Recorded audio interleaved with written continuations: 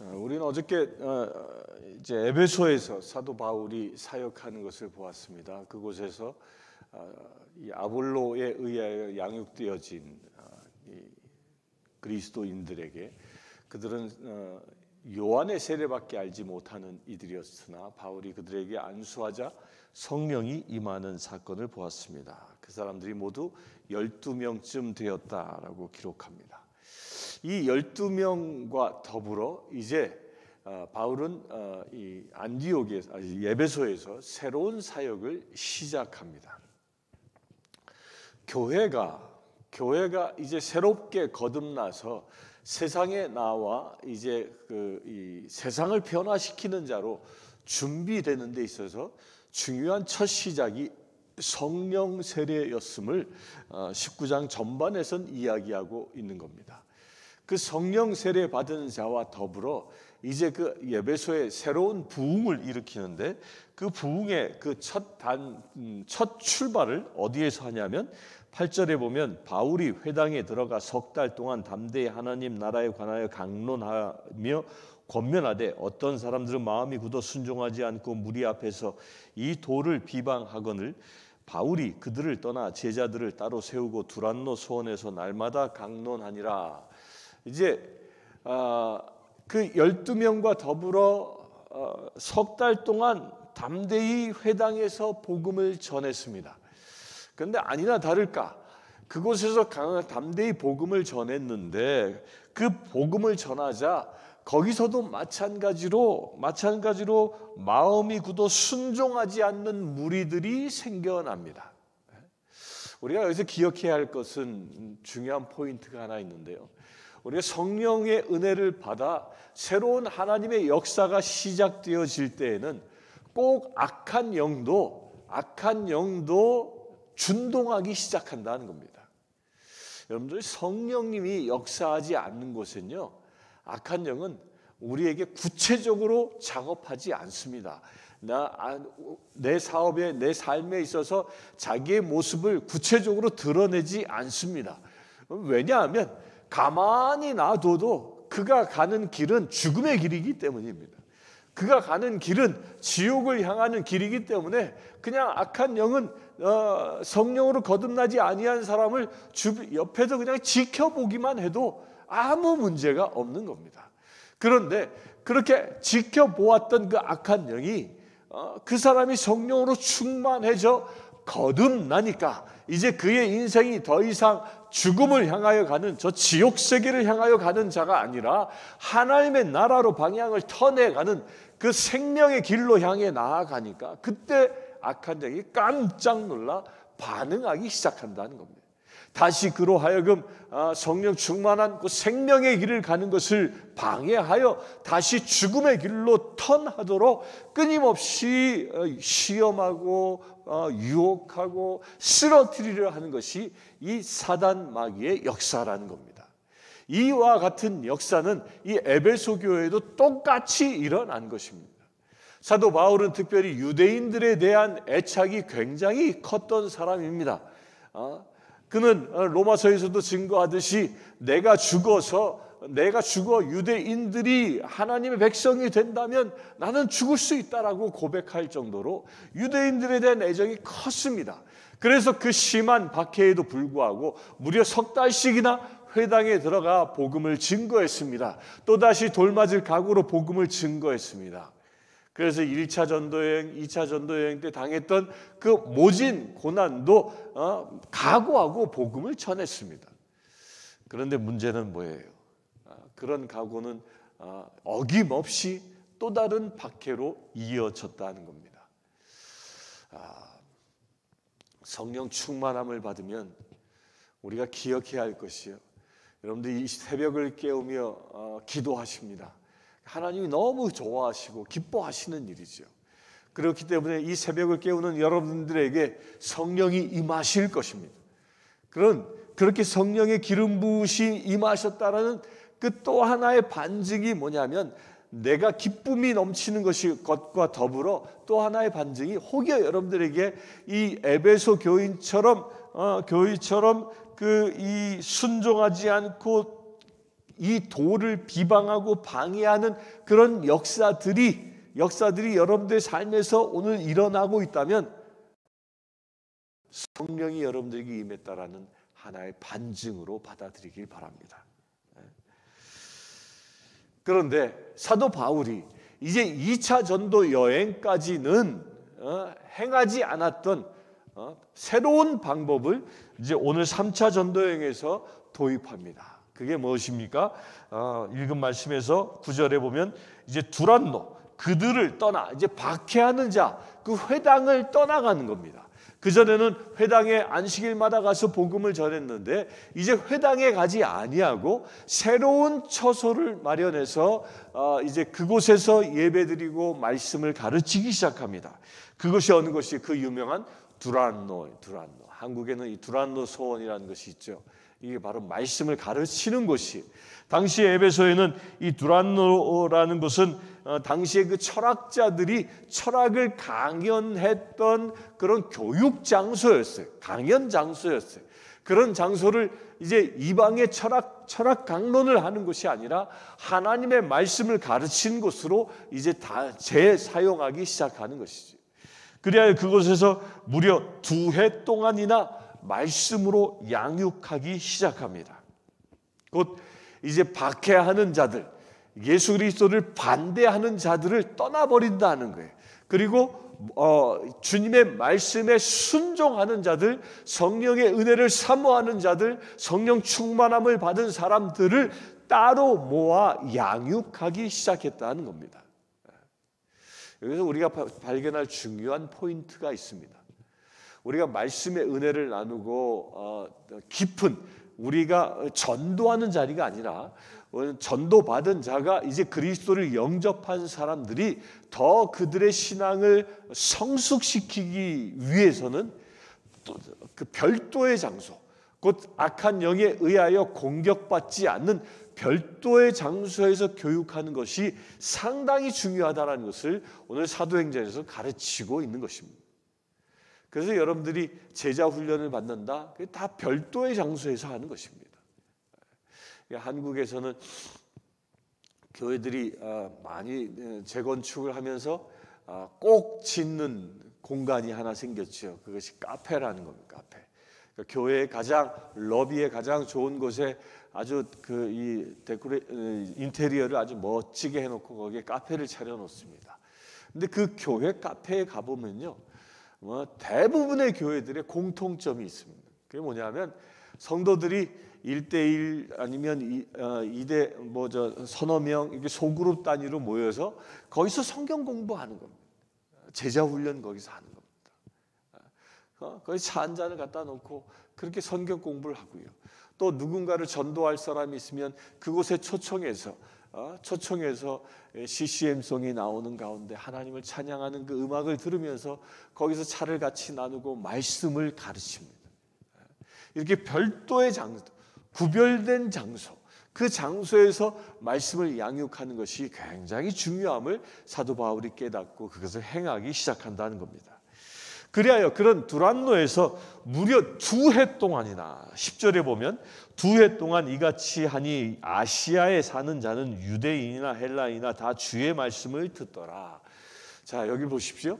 이제 2해 동안 이 두란노에서 사도 바울은 떠나지 않고 거기서 뭐라 했다 했습니까? 두란노 소원에서 날마다 강론하고, 그렇게 날마다 강론하니까 아시아에 사는 자는 유대인이나 헬라이나 다 주의 말씀을 듣니라. 여기서 아시아는 이 지금의 터키 반도를 이야기하는 거예요. 이 에베소는 터키 반도의 이 서쪽 끝 중부 지역에 있는 곳이죠. 거기서부터 복음이 2해 동안 날마다 강연되어지니까 그 소문이 퍼져서 사도 바울이 1차 전도여행, 2차 전도여행 때 이 개척한 그 교회들의 소문이 퍼지게 되었고, 그 교회들로부터 사람들이 이 두란노에 몰려 들어오기 시작했고 거기서 양육되기 시작했다라는 그 이야기입니다. 그런데 여기서 중요한 말씀은요, 이 두란노에서 두란노에 오기 전에는 회당에서 일주일에 한 번 안식일날 말씀을 가르쳤지만 두란노로 자리를 바꾼 이후부터는 날마다라고 얘기합니다. 날마다 하루도 쉬지 않고 날마다 강론하니까, 날마다 말씀을 전하니까 그 말씀이 이 소아시아 일대 전역에 두루 퍼지고 그 지역에 있는 사람들이 복음을 듣고 변화되어지는 역사가 일어난다 하는 겁니다. 그러면서 11절에 하나님이 바울의 손으로 놀라운 능력을 행하게 하시니 심지어 사람들이 바울의 몸에서 손수건이나 앞치마를 가져다가 병든 사람에게 얹으면 그 병이 떠나고 악기가 나가더라. 날마다 복음을 전하는 현장에서 놀라운 역사가 일어났습니다. 복음을 듣고 말씀을 가르치고 말씀으로 양육되는 현장 가운데에 성령님의 강력한 역사가 일어나기 시작했다는 겁니다. 사도 바울의 손으로 놀라운 능력을 행하니 병든 사람이 병이 치유되어지고 귀신이 떠나가는 역사가 일어나고 있다는 겁니다. 이게 날마다 이 말은요, 우리가 오늘 아주 깊게 새겨야 할 말씀으로 저는 묵상합니다. 우리가 신앙인으로 살아간다는 것은 삶을 바꾸는 것이고, 또한 신앙인으로 살아간다는 것은 가치관을 바꾸는 것입니다. 그런데 그렇게 내 가치관을 바꾸고 삶을 바꿀 수 있는 비결이 어디에 있느냐? 그것은 나의 사고방식, 나의 삶의 습관을 바꿀 때 가능해지는 겁니다. 내 습관을 바꾸면 내 인생의 가치관이 바뀌는 것입니다. 날마다 말씀을 묵상하는 자, 날마다 말씀을 묵상하는 것, 날마다 예배하는 것을 습관화시키는 사람에게는 하나님을 닮아가는 역사가 일어난다는 것입니다. 사도 바울이 두란노에서 날마다 말씀을 가르침으로 인하여 그 공동체에 놀라운 역사가 일어난 것처럼, 그리하여 그들의 삶에 놀라운 변화가 일어난 것처럼 우리도 날마다 말씀 앞에 서고 말씀을 묵상하고 날마다 말씀을 사모하는 삶을 살아간다면 우리의 삶도 이런 놀라운 능력이 나타나는 역사의 삶으로 변화되어질 수 있다는 겁니다. 오늘 이 말씀을 딱 붙잡았으면 좋겠습니다. 교회를 10년, 20년, 30년 죽을 때까지 다닌다 하더라도요, 날마다 말씀 앞에서 내 삶의 습관을 말씀대로 살아가는 것으로 훈련되지 아니하면요, 일주일에 한 번 말씀을 와서 듣는다고 내 삶이 변할 것 같습니까? 나의 가치관이 변할 것 같습니까? 안 됐지만 거의 불가능합니다. 왜? 내 삶은 습관의 연속이기 때문입니다. 그렇기 때문에 습관은 내가 날마다 행해질 때, 날마다 할 때마다 습관이 생기는 겁니다. 여러분들이 이렇게 새벽 6시에 예배 드리는 것, 이것도 습관의 연속이지 않습니까? 일찍 일어나는 습관이 날마다 이어지니까 정해진 시간에 잠이 깨지는 역사가 일어나지 않습니까? 이게 날마다 행할 때 가능해지는 것입니다. 말씀도 똑같은 것입니다. 그래서 이 새벽에 말씀을 묵상한 것이 얼마나 중요한 것인가를 오늘 말씀에서 또다시 우리가 발견할 수 있는 겁니다. 날마다 말씀을 묵상할 수 있게 되길 축원합니다. 여러분들의 가정이 하나님의 은혜가 충만한, 또 사랑이 충만한 그런 가정 되길 원합니까? 그렇게 될 수 있는 비밀의 첫 단추가요, 여러분들 가정이 매일 이렇게 예배로 하루를 시작하고 매일 예배를 드리고 매일 말씀의 은혜를 나눌 수 있는 가정 되길 바랍니다.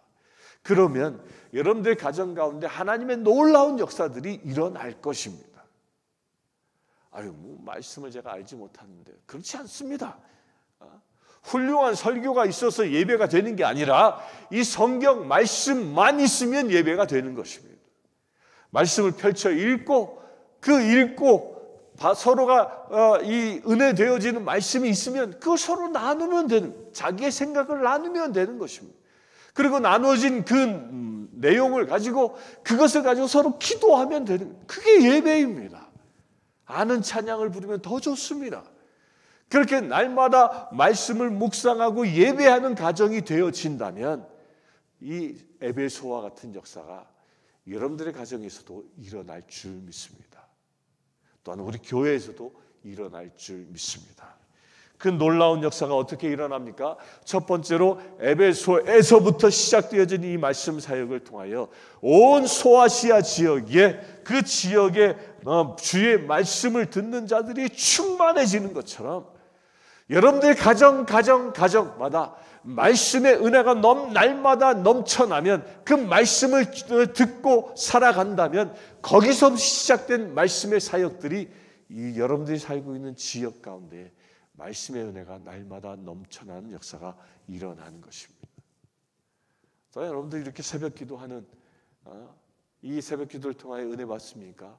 그럼 또 여러분들이 받은 것을 다른 사람에게 나눠주는 것도 이것도 또한 복음을 전하는 또 하나의 방편이죠.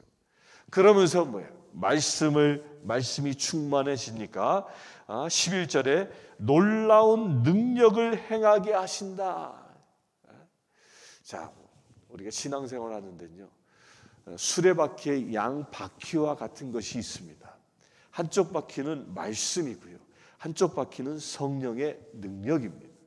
이 두 바퀴가 똑같은 비율로 점점 커져갈 때 그 바퀴에 달려있는 수레는 아주 큰 일을 행할 수 있는, 곧바로 원하는 대로 갈 수 있는 겁니다.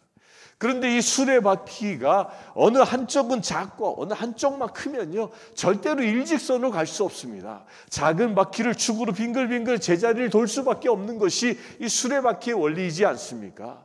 그렇기 때문에 말씀의 은혜를 충만하게 받고 성령으로 충만해지는 것이 동시에 굴러갈 때 여러분들의 삶이 건강하게 하나님이 원하시는 대로 하나님의 나라를 향하여 생명의 길을 달려나갈 수 있게 되는 것입니다. 바로 그와 같은 일이 이 에베소 교회에서 지금 일어나고 있고 또 여러분들 가정에서 지금 일어날 줄 믿습니다. 13절에 이에 돌아다니며 마술하는 12절에 심지어 사람들이 바울의 몸에서 손수건이나 앞치마를 가져다가 병든 사람에게 얹으면 그 병이 떠나가고 악귀도 나가더라. 저는 이 말씀 보면서요, 하나님이 얼마나 급하셨나라는 생각도 합니다. 그러니까 바울의 몸에서 손수건이나 앞치마, 그러니까 바울이 지니고 있었던 것을 병자에게 되면 치유되어진 역사가 일어나고, 또 시험도 앞치마. 그러니까 바울은 자비량 선교를 했던 사람이죠. 그래서 그는 늘 텐트 메이커로 생활했기 때문에 그 일을 할 때마다 앞에 이렇게 걸쳤던 그 앞치마를 두고 얘기하는 겁니다. 일할 때 썼던 그 앞치마를 가져다가, 이걸 뭘 얘기하냐면 거룩한 사람들이 사용하였던 것에 놀라운 역사도 일어나고 있음을 상징적으로 얘기합니다. 이것을 그 구약 이 전통을 가지고 있는 교회는 이제 성물이라고 이렇게 특별히 표현하기도 하지만, 중요한 건 뭐냐면요, 물건 자체의 능력이 있는 게 아니라 하나님의 역사하심에 초점이 있는 겁니다. 그러니까 바울이 혼자서 모든 일을 다 감당할 수 없으니까, 손은 두 개밖에 없으니까 그 많은 사람들이 몰려와서 또 다른 방법으로 일을 하셨다. 다양한 방법으로 성령님은 일을 하고 계심을 여러분들 믿으시길 바랍니다. 그러자 13절에 이어 돌아다니며 마술하는 어떤 유대인들이 시험 삼아 악귀 들린 자들에게 주 예수의 이름을 불러 말하되 내가 바울이 전파하는 예수를 의지하여 너에게 명하노라 하더라.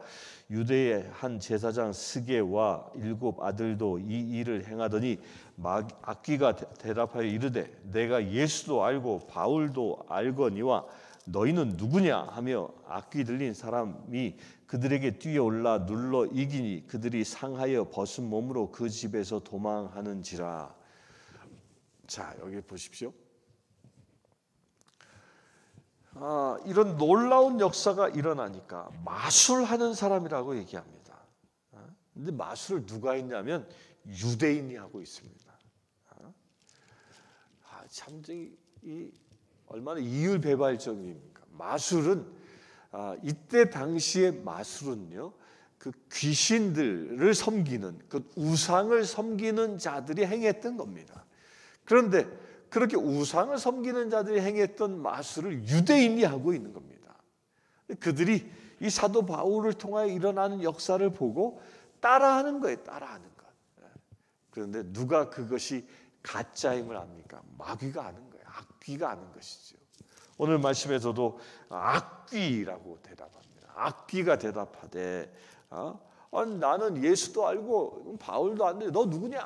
이 얘기 뭐냐면요, 이 따라하는 자들 안에는 내가 바울이 믿는 예수의 이름으로 명하노니, 이 말 자체가 뭐냐면 그들 안에 예수 그리스도에 대한 믿음이 없이 그냥 예수 이름만 도용하고 있다는 겁니다. 그렇게 예수 이름만 믿음 없이 예수 그리스도를 구주로 영접하여 주님의 영이 임함 없이 예수의 이름을 도용하는 자는요, 악한 영의 놀림거리가 되고 만다는 겁니다. 여러분, 악한 영과 대적하여 날마다 승리하길 원하십니까? 그러기 위해서는요, 우리도 사도 바울처럼 날마다 말씀을 묵상하고 말씀을 나누고 또 성령의 크신 은혜를 사모하면 악한 영이 먼저 우리를 알아보고 악한 영이 떠나가는 역사가 일어납니다. 그런데 이런 것 없이 그냥 흉내내는 일만 하게 된다면 오히려 악한 영의 놀림거리가 되고 마는 것입니다. 우리 사랑하는 성도 여러분, 하나님은 이 새벽을 깨우는 여러분들을 사도 바울처럼 성령의 은혜로 무장시키길 원하십니다. 말씀으로 무장시키길 원하십니다. 그것이 어떻게 내 것이 되어질 수 있느냐? 바울처럼 말씀의 은혜로 예수 그리스도가 나를 구원하셨다라는 나의 구세주라는 그 놀라운 선언을 믿음으로 고백하고 성령 충만해지면 가능해지는 것입니다. 그럴 때 악한 영과 싸워 승리하는 역사가 일어날 줄 믿습니다. 17절에 에베소에 사는 유대인과 헬라인들이 다 이 일을 알고 두려워하며 주 예수의 이름을 높이고 믿는 사람들이 많이 와서 자복하여 행한 일을 알리며 또 마술을 행하는 많은 사람들이 그 책을 모아가지고 와서 모든 사람 앞에서 불사르니 그 책값을 계산한즉 은 5만이나 되더라. 에베소에 사는 유대인이나 헬라인이 이 일을 알고 누구의 이름을, 예수의 이름을 높였다. 이 얘기 뭐예요? 이제 가짜들이 망신을 당했다라는 것을 이제 알게 되어진 겁니다. 이제 그런데 놀라운 건요, 유대인들이 곧 그 에베소의 신자들이요, 그렇게 망신 당한 사람들을 가지고 비난하지 않습니다. 오히려 뭐해요? 예수의 이름을 높이고 있다는 거예요.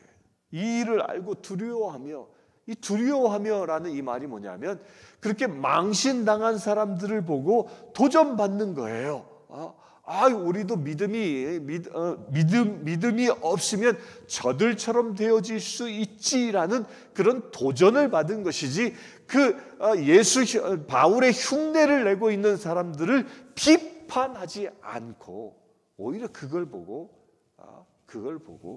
이 두려워하며 예수님을 높이는 역사를 한다는 겁니다. 이게 놀라운 역사를 일으키는 그리스도인의 자세인 것입니다. 진정한 그리스도인은 남의 실수, 남의 잘못, 남의 허물을 보고 지적하지 않습니다. 그것을 세상에 들춰내기보다 오히려 예수 이름을 높이는 사역을 한다는 것입니다. 그렇게 예수 이름을 높이고 있을 때에 놀라운 일이 일어납니다.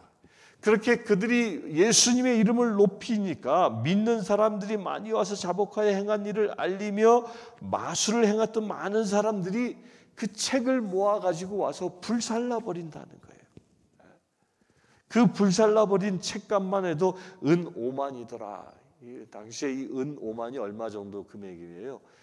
은 한 양이 당시 그 1데나리온, 한 사람의 일당이었죠. 지금 뭐 한 사람의 일당이 얼마나 합니까? 한 5만 원이라 하면 5만 그러니까 약 25억 정도 되는 25억 정도 되어지는 어마어마한 그런 이 비용의 재물입니다. 그걸 다 불태워 버리는 것이죠. 그리고 20절에 이와 같이 주의 말씀이 힘이 있어 흥왕하여 세력을 얻느니라. 곧 마술을 행했던 모든 이 우상 숭배 서적들을 다 불살라 버리는 역사가 일어나고요. 그곳에서 이제 오직 말씀으로만 서는 역사가 일어나고, 그리하여 그 말씀에 뭐가 있어요? 힘이 있어. 말씀의 힘, 곧 능력. 여기서 힘이란 두나미스라는 용어를 사용합니다. 능력인 거예요. 이제 말씀을 배우는 단계가 아니라 그 말씀을 배운 사람들이 이제 거기에 말씀을 선포할 때마다 그 말씀의 능력이 나타나고 있다는 것입니다.